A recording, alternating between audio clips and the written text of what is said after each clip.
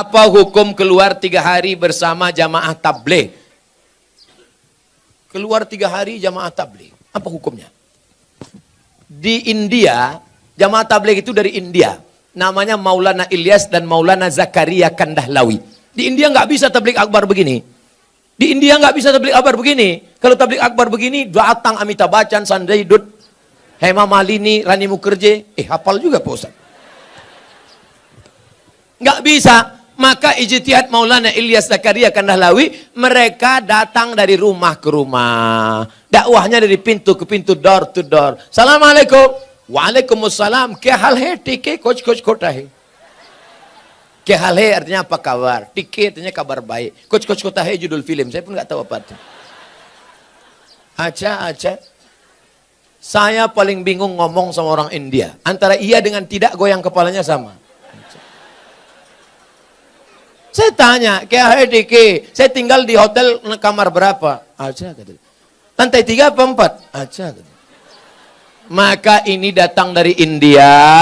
Mereka ulama-ulama ahli hadis. Siapa yang kaya, punya duit banyak, kerja tidak mengikat, 3 hari datang ngajak ke pintu.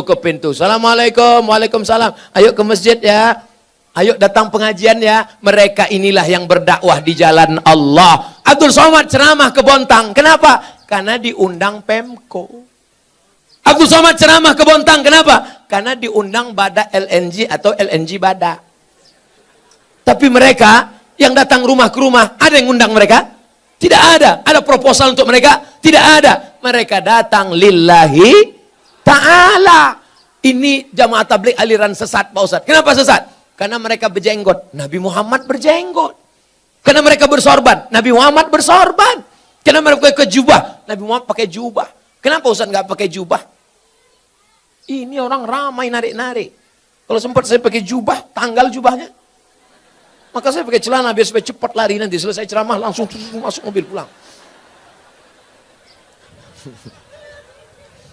Jangan katakan mereka sesat. Mereka adalah orang yang mengajak ke jalan Allah. Mereka aslinya dulu preman, bertato, kumis tebal, anting-anting, gak kenal agama. Tapi datang jamaah tabligh di terminal, ini preman.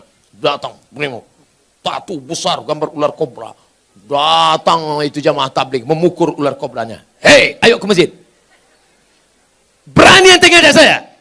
Besok dia datang lagi. Lama-lama preman ini tersentuh. Datanglah dia ke masjid. Ini bukan cerita bohong. Ini bukan cerita yang diada-adakan. Seorang preman di kampung saya. Rambutnya panjang, punya meja biliar. Tidak pernah sholat. Akhirnya saya pulang dari Mesir. Dia yang jadi imam di masjid. Bismillahirrahmanirrahim. Saya heran. Siapa ini? Assalamualaikum warahmatullahi. Yang punya meja biliar.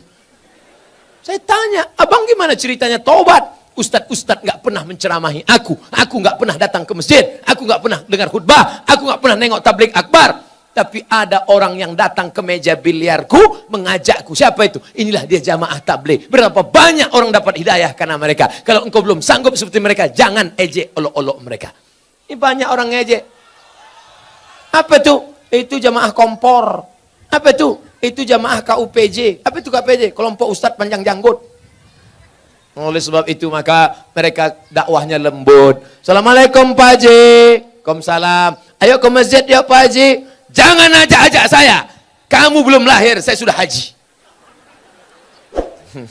Apakah mereka jamaah tabligh berhenti? Mereka besok ajak lagi. Assalamualaikum Pak Haji. Waalaikumsalam. Ayo ke masjid ya Pak Haji. Kan sudah kubilang kemarin. Ini kening sudah sujud 1000 kali di Masjidil Haram. Catatan amal sudah penuh. Aku tinggal masuk surga aja lagi. Tinggi sana, pergi. Masjid kalian yang jelek itu nggak level ya. Hari ketiga mereka datang lagi. Assalamualaikum Pak Haji. Apa? Mau ngajak lagi? Mau ngasih tahu Pak Haji. Nanti kalau Pak Haji mati kami biarkan ya. Akhirnya Pak Haji pun ke masjid juga. Oleh sebab itu maka dakwah mereka lembut. Apa pernah jamaah tabligh marah-marah mengkafirkan? Enggak. Mereka datang ngasih siwak, minyak wangi, ngasih sorban, ngasih parfum. Ayo ke masjid Pak Ustaz. Kalau nggak setuju mereka nggak marah. Apa pernah jamaah tabligh marah sama saya karena saya nggak berjenggot? Enggak. Apa pernah mereka mengatakan, yang nggak berjenggot masuk neraka? Jangan kelahi gara-gara jenggot. Jamaah tabligh berjenggot DJ. Aku ngeliat ente berjenggot kayak kambing. Yang berjenggot juga marah. Aku kambing, kau nggak berjenggot anjing. Akhirnya berantem anjing sama kambing. Yang senang siapa? Musang berbulu ayam. Mereka nanya, kenapa mereka kelahi? Gara-gara jenggot. Di masjid lagi. Iya, untung kita nggak ke masjid. Rusak persatuan. Itu tidak terjadi di Bontang. Kenapa? Karena Bontang tertib agamis. Mandiri, aman, nyaman. Kalau terjadi, mungkin di dekat-dekat perbatasan luar Bontang. Apa yang harus saya lakukan ketika ibu saya selingkuh sudah 3 kali kedapatan? Apakah saya boleh membenci dan memarahinya? Apa yang sebaiknya dilakukan bapak saya, Pak Ustadz? Engkau dulu lahir ke dunia ini lewat rahim ibumu atau lewat tabung gas 9 kilo? Apakah bisa kau katakan, Mama, aku tak pernah? Tidak pernah kita pernah lalu di perutnya, lalu di rahimnya, dan dia meregang nyawa. Itu tidak bisa kau pungkiri. Oleh sebab itu, bahwa dia bersalah, ya, tapi kesalahan dia tidak membenarkan kedurhakaan engkau. Maka caranya bagaimana? Suruh bapakmu menasehatinya. Bapakmu pun kok bisa dia buat selingkuh 3 kali? Kemana bapakmu selama ini? Laki-laki itu kan tahu dia. Periksa HP-nya. Tiba-tiba di HP ketawa-ketawa. Kik. Kau ngapain siapa? Sama siapa? Sama mantan, Bang. Reuni-reuni dia pergi. Tanya dia. Ibu-ibu kalau reuni bapaknya ikut. Nanti pergi sendirian. Ditanya, mana gambar suamimu? Ini. Gantengan aku ya? Iya, Bang. Akhirnya semua berawal dari macam. Udah macam abang saya. Udah macam adik saya. Berawal dari macam, berakhir dengan macam-macam. Oleh sebab itu ini mesti kita jaga. Nah, dalam kasus begini bagaimana Pak Ustadz? Laki-laki 2. Yang pertama, dia sabar atau dia gugat ke pengadilan. Kalau kau sabar, kau jaga dia. Kalau tidak, kau gugat di pengadilan, maka kasus perselingkuhan paling cepat hakim menjatuhkan talak. Kalau kau sabar, jaga dia dengan baik. Kalau kau tak sabar, kau lepas dia dengan baik. Bunga bukan setangkai, kumbang bukan seekor, patah tumbuh hilang berganti, hilang 1 tumbuh 1000. Gimana? Sabar? Saya sabar Pak Ustadz. Jaga dia sampai mati, saya jaga Pak Ustadz. Lupakan yang lain, lupakan. Jaga dia. Tapi jangan mulutmu berkata sabar, hatimu berkata yang lain. Gimana aku bisa menerima dia? Dia sudah diobok-obok 3 orang. Ustadz, seorang akhwat, ada ingin saya tanyakan. Ada orang melamar saya, tapi saya sedang menyukai orang lain. Bagaimana ya Pak Ustadz? Ini mancing-mancing aja.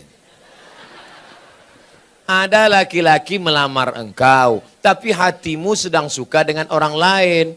Maka kau tengok dulu mana di antara 2 laki-laki ini yang bisa menyelamatkan engkau dunia akhirat. Kalau tiba-tiba yang ini datang, ini jantan dia, perkasa dia, dipinangnya kau dengan baik. Ini cuma berani bawa engkau makan mie ayam, bakso, bonceng sana, bonceng sini, pegang tangan, ujung jempol kaki. Maka kau campakkan ini Fir'aun, ini tak ada gunanya nih. Ini yang Musa yang baik ini. Laki-laki yang baik bukan yang berani membawa engkau di belakang orang tuamu. Laki-laki yang baik adalah yang bertanggung jawab datang. Laki-laki yang perkasa bukan yang datang dengan mobil besar, motor megah yang mewah. Laki-laki yang perkasa adalah laki-laki yang berani berkata, kupinang kau dengan bismillah. Buanglah mantan pada tempatnya.